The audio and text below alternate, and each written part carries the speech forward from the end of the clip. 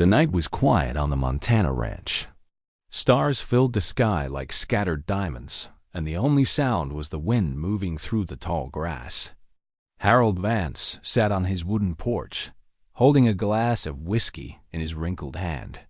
He was 82 years old, and his body showed every year of it. His hair was white and thin. His face was covered in deep lines. His hand shook a little when he lifted the glass to his lips, but his eyes were sharp.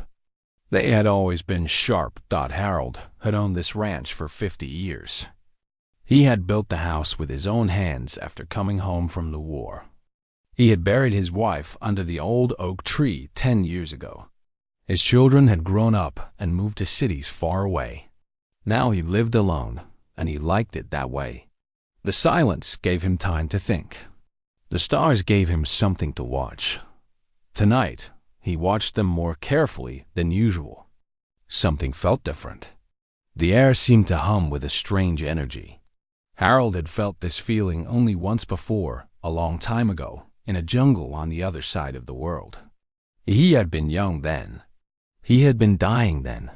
The light came without warning. It dropped from the sky like a pillar of white fire, so bright that Harold had to close his eyes. The ground shook. His glass fell from his hand and shattered on the wooden floor. When he opened his eyes again, he saw them. They were tall, at least 7 feet, with bodies covered in hard shells like insects. Their skin was dark purple, and their eyes glowed yellow in the strange light. They had 4 arms each, and they carried weapons that looked like nothing Harold had ever seen on Earth. There were 6 of them, standing in a circle around his porch. One of them stepped forward. It spoke, and his voice sounded like rocks grinding together. "Human, you will come with us." Harold looked at the creature for a long moment. Then he looked down at his broken glass and sighed. "That was good whiskey," he said. The creature did not understand. It grabbed Harold by the arm and pulled him to his feet. Harold did not fight. He did not scream. He simply walked with them toward the light, moving slowly because his old knees hurt. Inside the ship, everything was metal and cold. The walls curved in strange ways that made Harold's head spin. The air smelled wrong, like burning plastic and something sweet underneath. The creatures pushed him through long hallways until they reached a room with thick bars on one side. A cell. They threw him inside and closed the bars behind him. Harold sat down on the cold floor and looked around. The cell was small but clean. There was a bench against one wall and a hole in the floor that he guessed was meant to be a toilet. Through the bars, he could see other cells. Some of them held other creatures, beings he had never seen before. They looked scared. They looked broken. Harold did not feel scared. He felt curious. A door opened somewhere, and heavy footsteps approached. A new creature appeared in front of his cell. This one was different from the soldiers. It wore a long robe covered in golden symbols, and its eyes burned brighter than the others. When it spoke, its voice was deeper, more commanding. "I am Commander Kethris of the Valori Empire," it said. "You are now property of the Empire. You will fight in our arena for the entertainment of our people." Harold looked up at the commander. "Arena?" "Yes, our gladiatorial pits are famous across 17 star systems. Warriors from conquered worlds fight for their lives against our hunters. It is a great honor to die there." "I see," Harold said. He rubbed his chin thoughtfully. "And these hunters of yours, what are they?" Kethris made a sound that might have been a laugh.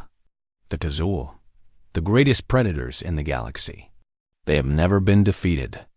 They are faster than thought, stronger than steel, smarter than any prey they have ever faced. You will not survive 3 seconds against them." Harold nodded slowly.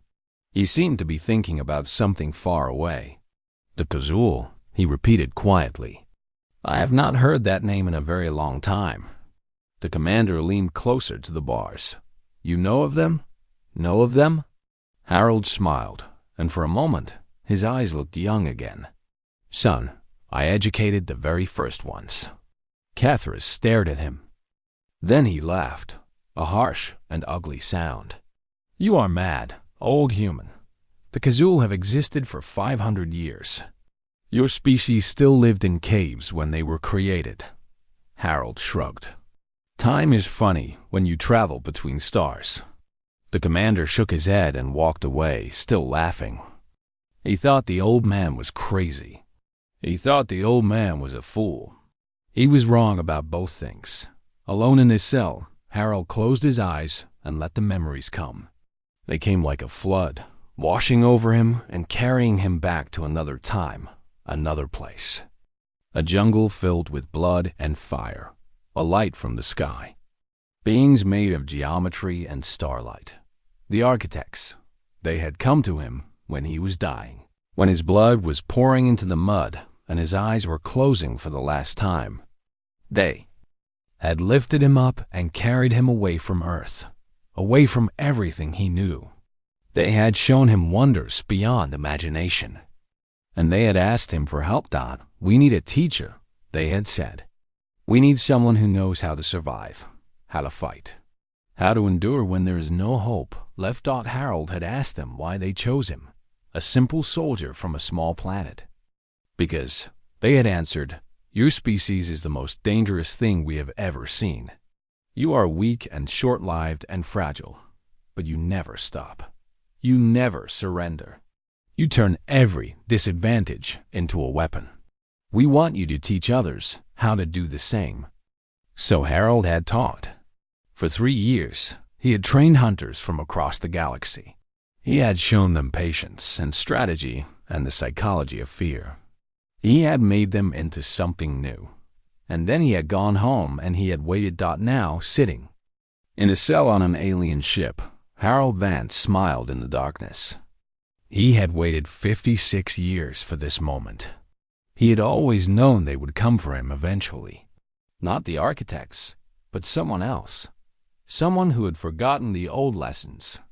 Someone who needed to be reminded what humanity could do. The Valori thought they had captured an old man. They thought they had found easy prey.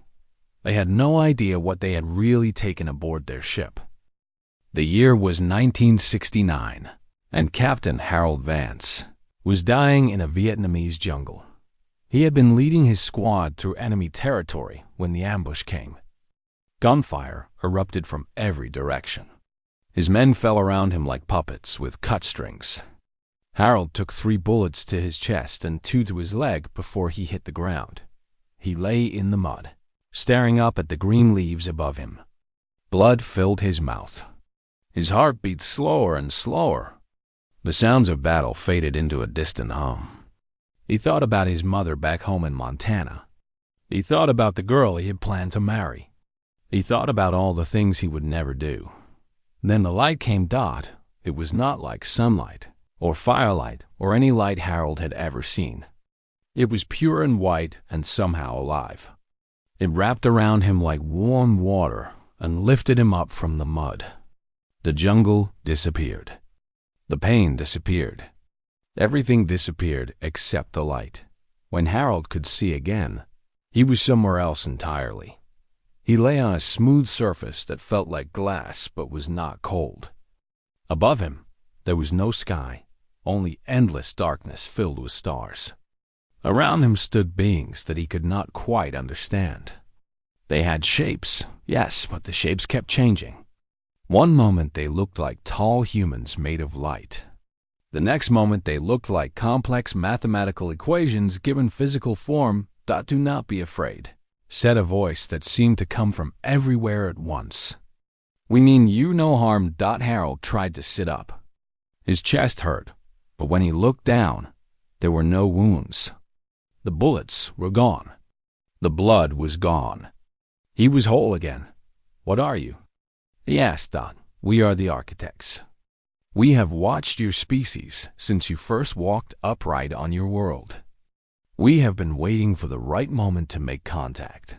Harold looked around. He was on some kind of station floating in space.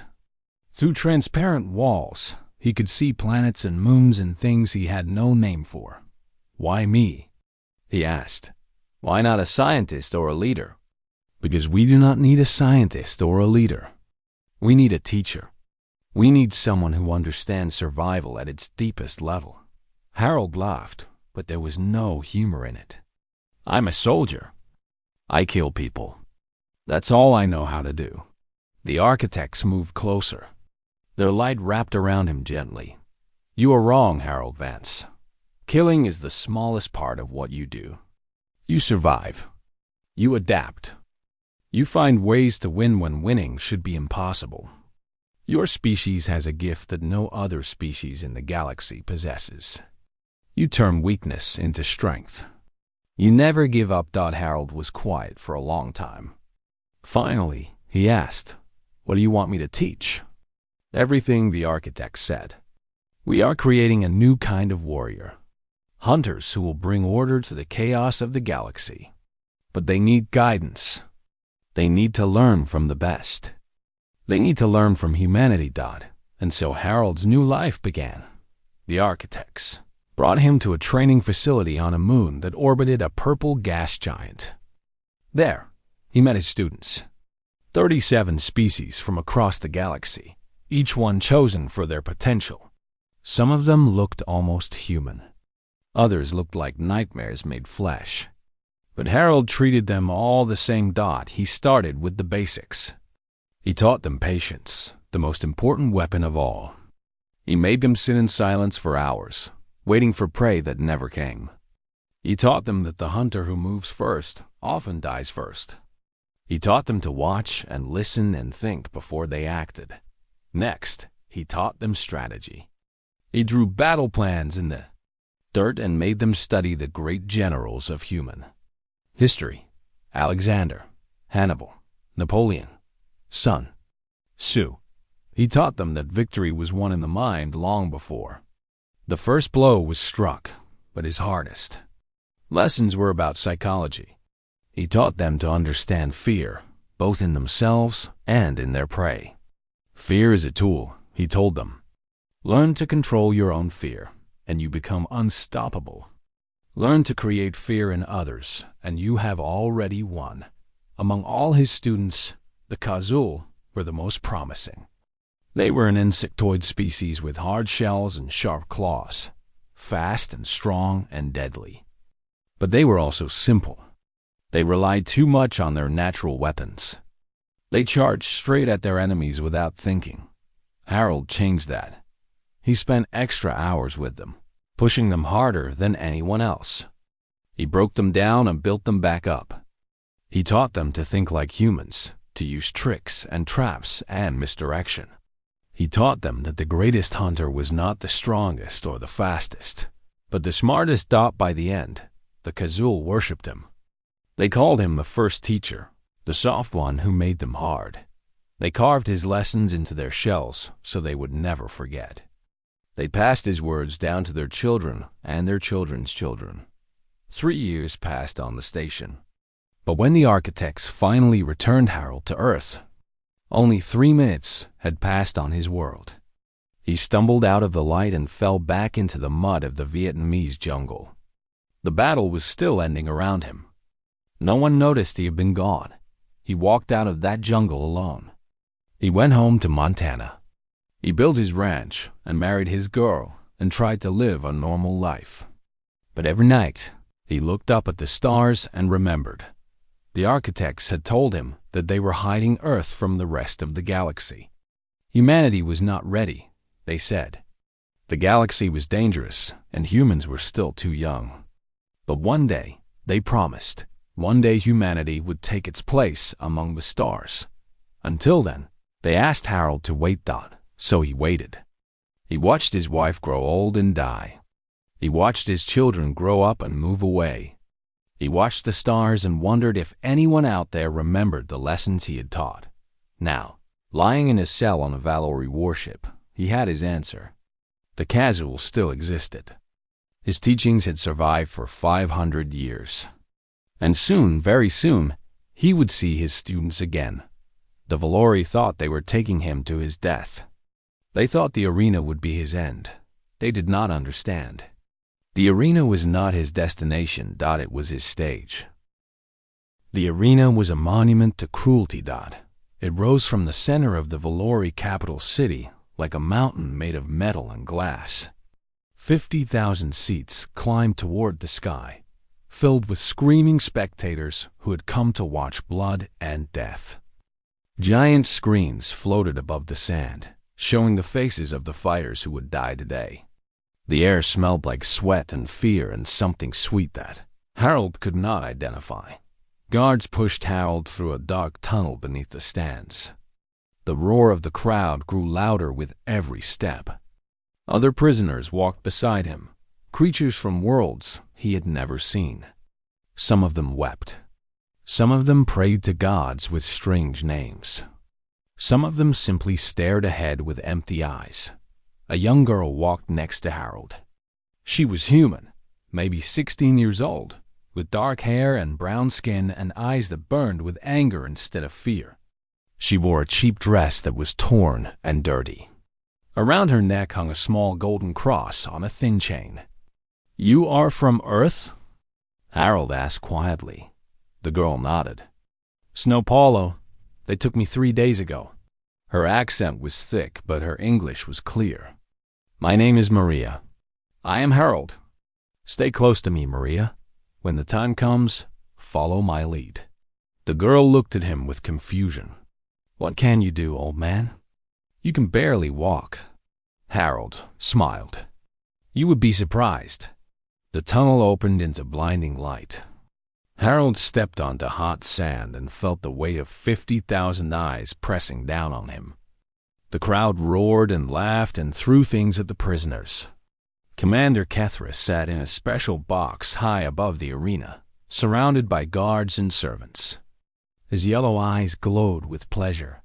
A voice boomed through the arena, speaking in a language that Harold's translator chip turned into English. "Citizens of the Empire, today we bring you special entertainment. Pathetic creatures from conquered worlds will face our mighty Kazul hunters. Watch them scream. Watch them bleed. Watch them die." The crowd went wild. A gate opened on the far side of the arena, and the Kazul emerged. There were 3 of them, each one 8 feet tall and covered in black armor that was actually part of their bodies. Their eyes burned red. Their claws gleamed like polished knives. They moved with a grace that seemed impossible for creatures so large. Harold studied them carefully. They were beautiful in a terrible way. 500 years of breeding and training had made them into perfect killing machines. But underneath all that evolution, he could still see his teachings. The way they circled instead of charging. The way they watched their prey's eyes instead of their hands. The way they communicated with small clicks and gestures. His students. His children, in a way. The crowd began to chant. "Kill! Kill! Kill!" The other prisoners scattered across the sand, running in different directions, crying and screaming. Maria stayed close to Harold, her hands balled into fists. The Kazul began to close in, moving slowly, enjoying the fear of their prey. Harold stood perfectly still. The largest Kazul approached him first. It was a veteran, Harold could tell. Scars covered its shell. Its eyes held the confidence of many victories. It raised one clawed hand, ready to strike. Harold spoke, but he did not speak in English or any human language. He spoke in clicks and harmonics in the ancient tongue of the Kazul that the architects had taught him so long ago. "Formation 7, execute." The Kazul froze. Its claw stopped in midair. Its red eyes went wide. The other 2 hunters stopped moving as well. The crowd fell silent, confused by what was happening. The large Kazul stared at Harold. When it spoke, its voice was like thunder wrapped in velvet. Those words. That voice. It leaned closer, studying Harold's face. "It cannot be. You are a myth. A legend. The Soft One died centuries ago." "I never died," Harold said calmly. I just went home for a while. The Kazul trembled. In the stands, the crowd began to murmur. Commander Kethris stood up in his box, his face twisted with confusion and anger. What is happening? He demanded. Kill the human. Kill him now. But the Kazul did not move. The veteran lowered itself to the sand, pressing its head to the ground in the ancient gesture of student to master. The other two hunters did the same. First teacher, the veteran said, we have waited for your return. The story said you would come back when we needed you most. Harold walked forward and placed his old, wrinkled hand on the veteran's armored head. The lesson, he said, his voice carrying across the silent arena, was never about killing. It was about knowing when not to kill. It was about choosing your battles. It was about understanding that true strength comes from wisdom, not violence. He looked up at Commander Kethris, and his eyes were cold. You use my students as weapons. You force them to kill for entertainment. You have forgotten what I taught them. You have made them into slaves instead of warriors. The veteran rose to its feet. The other hunters rose with it. They formed a protective circle around Harold and Maria. We remember the old ways, the veteran said. We never forgot. We were waiting. In the crowd, chaos erupted. Lalaurie soldiers pushed toward the arena floor, weapons raised. Commander Kethris screamed orders. But the Kazul were faster. They always had been. Harold put his hand on Maria's shoulder. Stay close, he said. The lesson is not over yet. Maria looked at the old man with new eyes.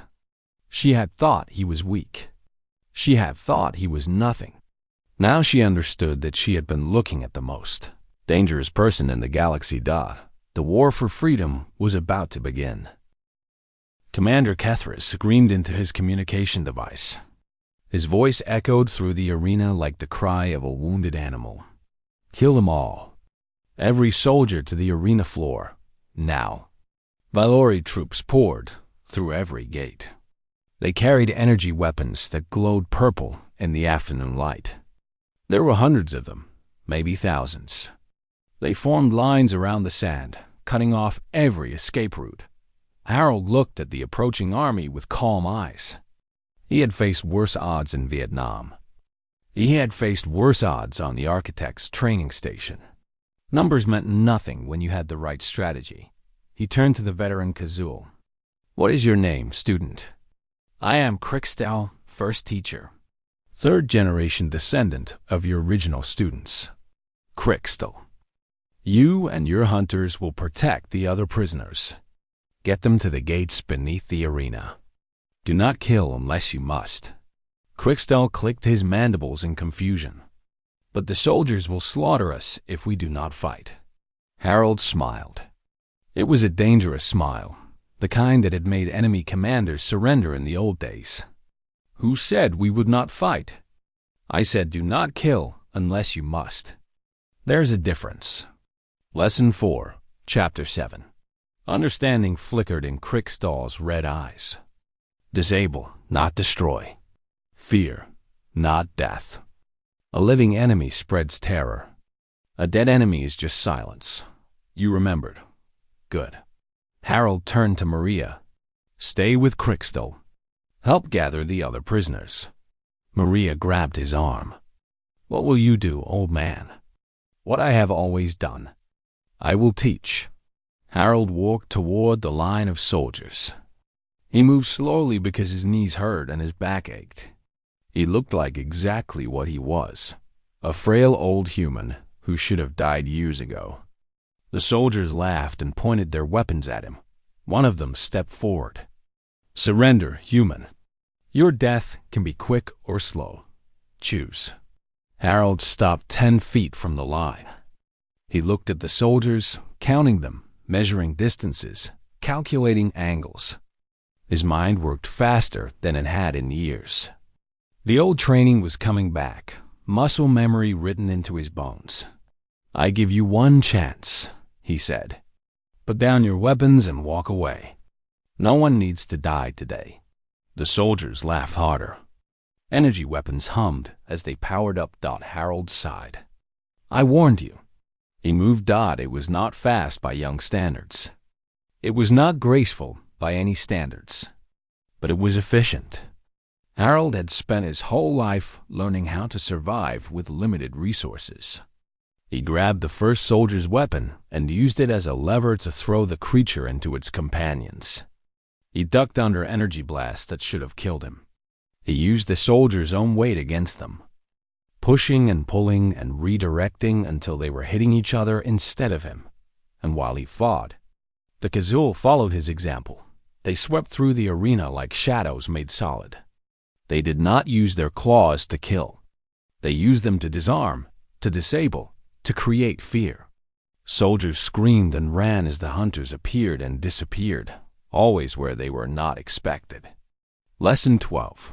The enemy you cannot see is more terrifying than the enemy you can dot in the stands. The crowd panicked. 50,000 Valori tried to escape at once, pushing and shoving and trampling each other. The arena descended into chaos. Harold reached a service door and punched in a code he had memorized during his time in the cell. He had watched the guards carefully. He had counted their steps and timed their movements. He knew the ship's layout better than most of the crew. The door opened into a dark corridor. Harold grabbed a fallen soldier's weapon and moved forward. Behind him, Cricksdale appeared with Maria and a group of terrified prisoners. Among them were creatures of all shapes and sizes. A tall being with blue skin and 2 many arms. A small furry thing with huge eyes. A muscular humanoid with scales instead of skin. Follow me, Harold said. Stay quiet. Move fast.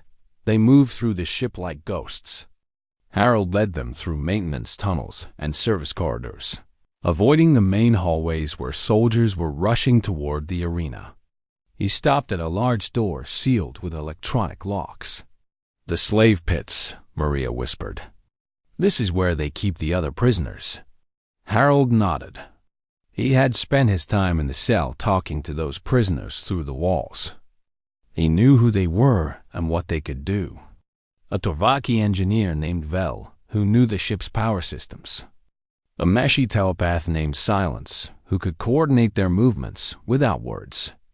A dozen fighters from a dozen worlds, all waiting for someone to lead them. He typed another code into the lock. The door slid open. Inside were 400 prisoners.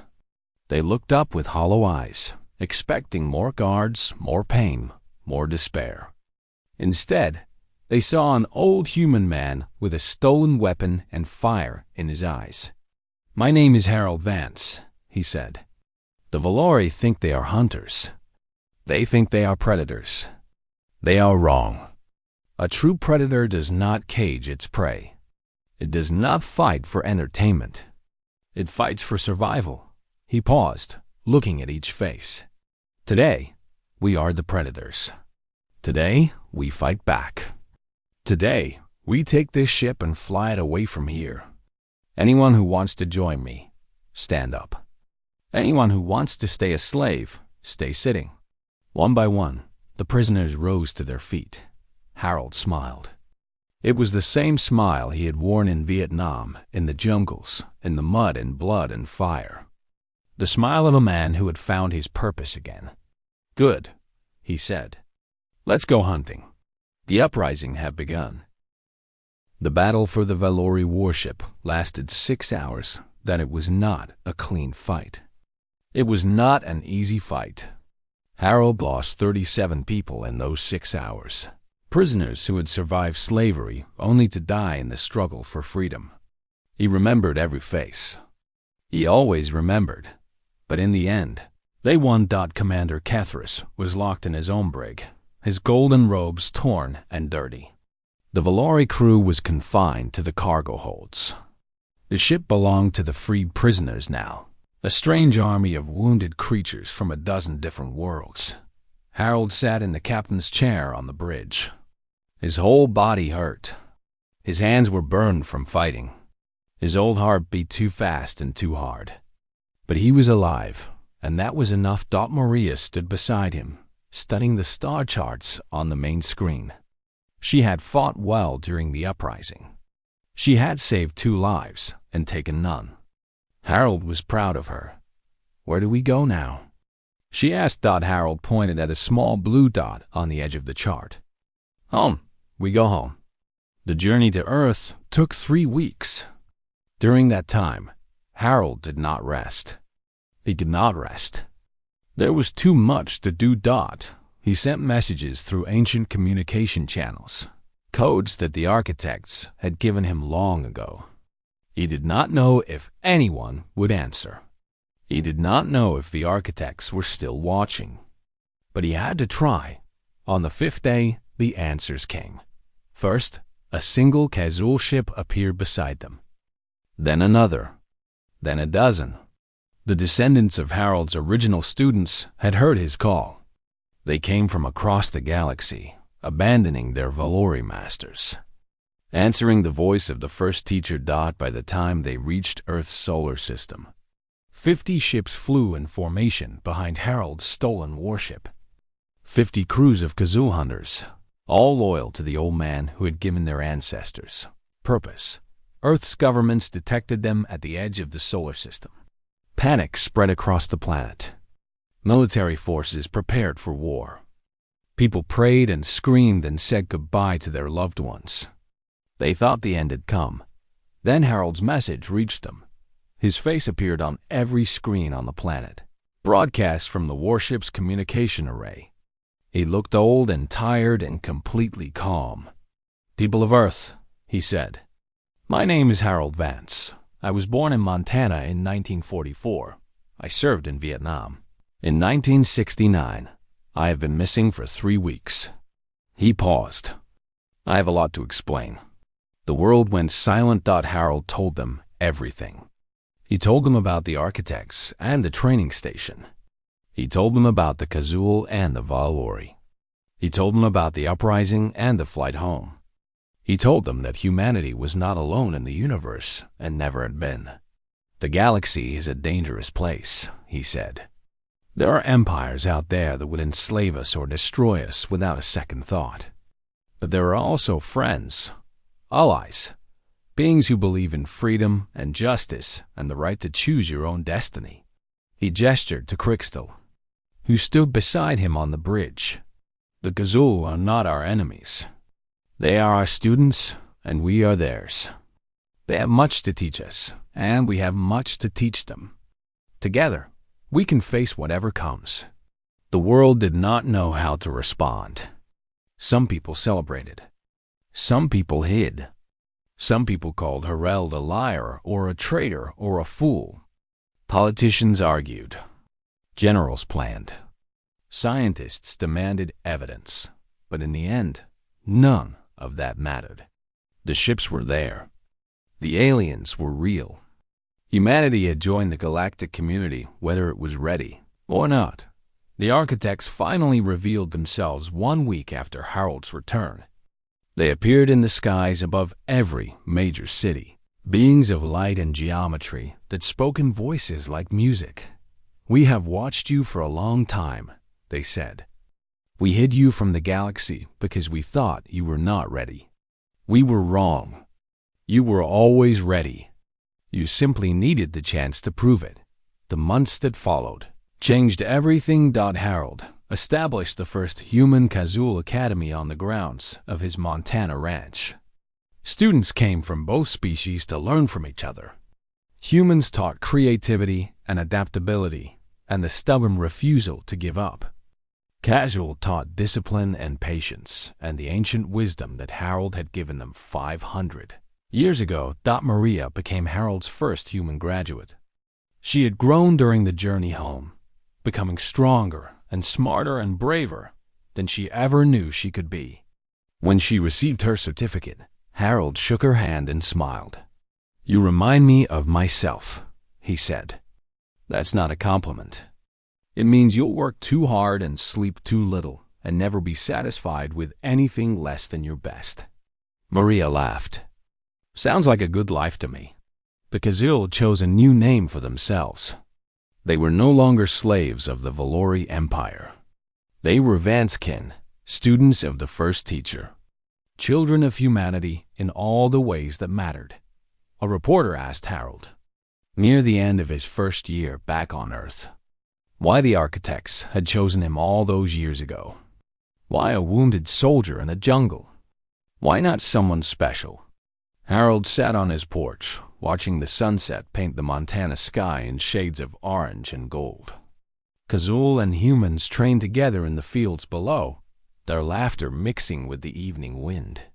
They were not looking for someone special, he said. They were looking for someone human. That's what we are. We're not the strongest. We're not the fastest. We're not the smartest. But we're stubborn. We adapt. We survive.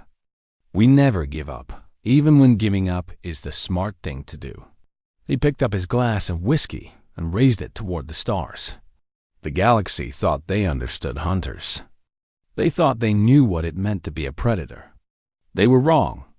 The best hunter is not the one who kills the most prey. It's the one who teaches others how to survive. He drank and set down the glass. We just needed the chance to show them what we could do. Above the ranch, the stars shone bright. They were no longer distant points of light.